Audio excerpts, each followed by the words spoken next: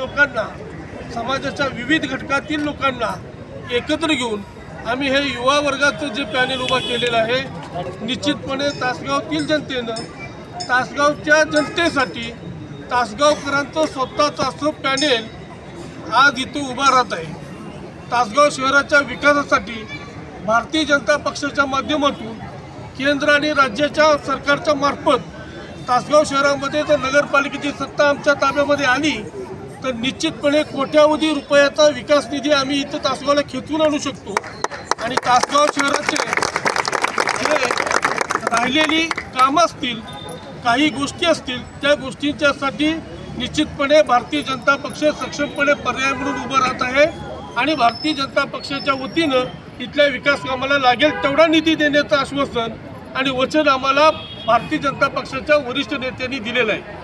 मला खात्री आहे महाराष्ट्रात कुठेही नसेल असं या विविध समाजातील, वेगवेगळ्या समाजातील घटकांना आणि युवकांना एकत्र करून आपण हे पॅनेल उभा केलेलं आहे।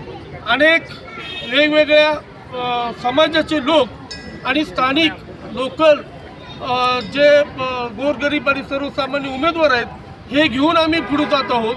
कुठलाही प्रस्थापित नेता या पॅनेलमध्ये नाही, कुठलाही प्रस्थापित उमेदवार इथं नाही।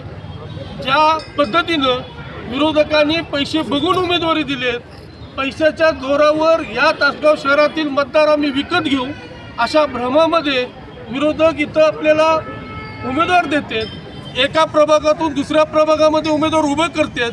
यामागं त्यांचा हेतू आहे की आम्ही पैशाच्या जीवावर हे मतदार विकत घेऊ अशी त्यांची भावना झालेली आहे।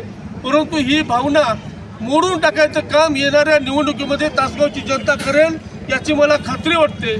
तासगावची निवडणूक कुठल्या पैसेवाल्याच्या हातात आता राहिलेली नाही, ही निवडणूक सामान्य घरातल्या पोरांच्या आणि युवकांच्या हातात राहिलेली आहे आणि निश्चितपणे येणाऱ्या निवडणुकीमध्ये येणाऱ्या 3 तारखेला निकाला दिवशी तासगावमध्ये परिवर्तन झालेलं दिसेल याची मला खात्री आहे। भारतीय जनता पक्षाच्या प्रचाराच्या शुभारंभाच्या निमित्तानं मी सगळ्या भारतीय जनता पक्षाच्या पॅनेलमधील सर्व उमेदवारांना शुभेच्छा देतो। तासगाव शहरातील मतदारांना कळकळीत आवाहन करतो की या निवडणुकीमध्ये धनशक्ती विरुद्ध सर्वसामान्य लोकांची, गोरगरीब लोकांची आणि त्यांच्या सामान्य युवकांची ही लढाई आहे। या निवडणुकीमध्ये या युवकांच्या जे भविष्यामध्ये तासगावचं राजकारण बदलू पाहत आहेत, जे भविष्यामध्ये तासगावच्या विकासाची दिशा बदलू पाहत आहेत, अशा युवकांच्या पाठीमागं या तासगावच्या शहरातील जनतेने आणि मतदारांनी उभं राहावं अशी सर्वांना नम्र विनंती करतो आणि थांबतो। जनता पार्टीचा जय हो, भारतीय जनता पार्टीचा जय हो। असं जोशी गल्लीतून सिद्धेश्वर मंदिर नाही आम्हाला पुढे जायचं